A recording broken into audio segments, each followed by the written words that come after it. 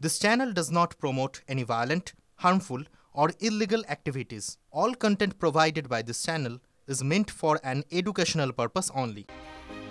আধার card আজকের ভারতের অন্যতম গুরুত্বপূর্ণ একটি নথি। ব্যাংক অ্যাকাউন্ট খোলা থেকে ট্রেনের টিকিট কাটা, কোনো কেওয়াইসি করা থেকে মোবাইলের সিম নেওয়া, সব ক্ষেত্রেই অপরিহার্য হয়ে উঠেছে আধার কার্ড। আধার কার্ডে কোনো ব্যক্তির নাম, ঠিকানা, জন্ম তারিখ ছাড়াও ওই ব্যক্তির বায়োমেট্রিক তথ্য সংযুক্ত থাকে। এছাড়াও আধার কার্ডে সংযুক্ত থাকে একটি মোবাইল ফোন নাম্বার। আধার কার্ডে সংযুক্ত থাকা মোবাইল নম্বরের সাহায্যে যে কোনো অনলাইন কেওয়াইসি মুহূর্তে করা যায়। প্রয়োজনে বদলানো যায় ব্যক্তির যে কোনো গুরুত্বপূর্ণ তথ্য। কিন্তু কোনো কারণে যদি ওই নাম্বার বন্ধ হয়ে যায় বা যার আধার কার্ড তিনি অন্য কোনো নাম্বার ব্যবহার করা শুরু করেন, তাহলে আধার ডেটাবেসে নতুন নাম্বার আপডেট করা জরুরি হয়। তার কারণ আপডেট না করলে পুরনো নাম্বার যে ব্যক্তির কাছে যাবে সে ওই আধার কার্ডের যে কোনো পরিবর্তন করে ফেলতে পারবেন। কিভাবে করবেন mobile number update? Mobile number অনলাইনে আপডেট করা সম্ভব নয়। এই আপডেট করতে যেতে হবে আধার সেবা কেন্দ্রে।